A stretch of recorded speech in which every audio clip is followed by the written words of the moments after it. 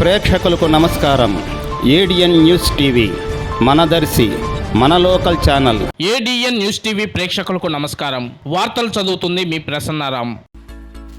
దర్శి నియోజకవర్గంలో పలువురు ఎస్ఐలు బదిలీ కావడం జరిగింది. వివరాల్లోకి వెళ్తే దర్శి మండలంకు జి శివనారాయణను, కుర్చేడు మండలంకు ఆర్ సుమన్ను, ముల్లమూరు మండలంకు వై నాగరాజును, దొనకొండ మండలంకు ఎల్ సంపత్ కుమార్,